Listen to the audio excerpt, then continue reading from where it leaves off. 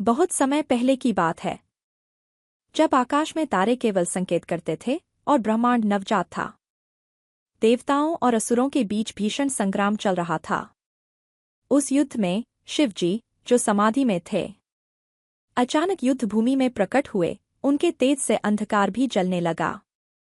युद्ध के बीच जब उन्होंने क्रोध में तीसरी आंख खोली, उनके माथे से एक पसीने की बूंद धरती पर गिरी।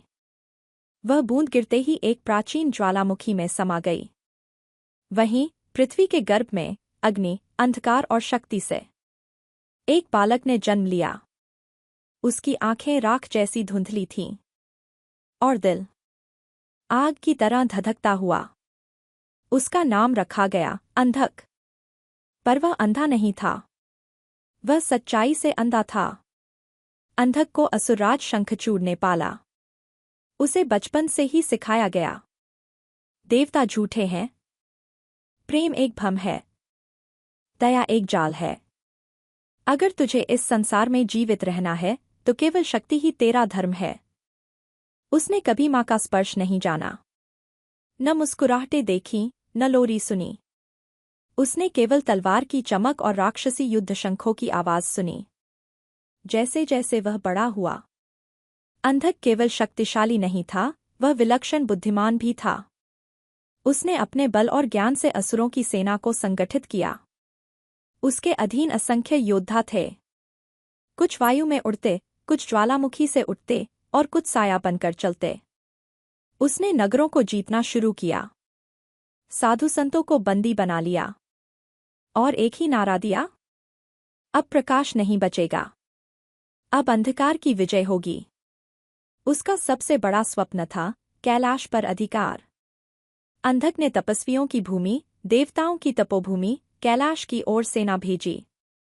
वहां पहुंचकर उसने स्वयं घोषणा की, मैं देवी पार्वती से विवाह करूंगा। वह मेरी शक्ति बनेंगी, मेरी रानी बनेंगी। मैं स्वयं को ब्रह्मांड का स्वामी घोषित करता हूं। देवता कांप उठे, ऋषि मुनि स्तब्ध रह गए। स्वर्ग लोक ने शिव जी से प्रार्थना की, प्रभु अब अंधक को रोको। शिव जी समाधि से उठे। उनकी तीसरी आंख चली। संसार हिल उठा, धरती कांपी, आकाश फट पड़ा। पर उन्होंने कोई अस्त्र नहीं उठाया।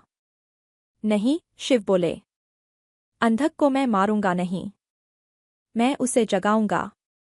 देवताओं ने आश्चर्य से पूछा, क्यों प्रभु? वह तो असुर है। शिव बोले, अंधक असुर है, पर वह मेरा अंश भी है। यदि मैं उसे न जगाऊं तो मैं अधूरा रह जाऊंगा। शिव जी ने ध्यान किया। चंद्रमा की शीतलता, ब्रह्मा की बुद्धि और स्वयं के कर्मों की ऊर्जा से उन्होंने रचा एक दर्पण, एक ऐसा दर्पण जो केवल आत्मा दिखाता है। जब अंधक कैलाश पहुंचा, शिव ने बिना क्रोध, बिना शस्त्र, केवल दर्पण उसके सामने रखा। और जैसे ही अंधक ने उसमें देखा, वहां एक दैत्य नहीं, बल्कि एक छोटा सा डरा हुआ बालक दिखाई दिया, जिसने कभी प्यार नहीं जाना, केवल युद्ध सीखा। जो रोशनी से नहीं, अपने अकेलेपन से डरता था। अंधक का दिल कांप उठा। वह क्रोध में कांपता रहा, फिर चुप हो गया। उसके घुटने जमीन पर लगे, आंखों से आंसू बहने लगे। वह बोला, मैं राक्षस नहीं हूं शिव, मैं बस एक बालक था जो प्यार से वंचित रह गया।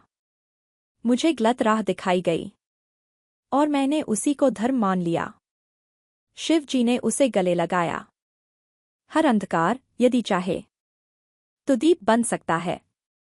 अंधक ने अपनी सेना को त्याग दिया, अपने मुकुट को कैलाश की भूमि पर रख दिया और वह चला गया हिमालय के एकांत में तपस्या करने।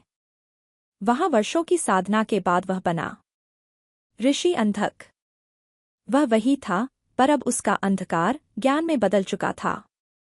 अब वह देवों और असुरों दोनों को उपदेश देता था, प्रेम, सत्य और प्रकाश के बारे में। आज भी कुछ गुप्त ग्रंथों में उसका नाम लिया जाता है। कुछ संत उसकी गुफा में जाते हैं, जहां अब भी उसकी चेतना विद्यमान है। वह कहते हैं, हर असुर बाहर नहीं होता, कभी कभी वह हमारे भीतर बैठा होता है और असली युद्ध उससे ही लड़ना होता है।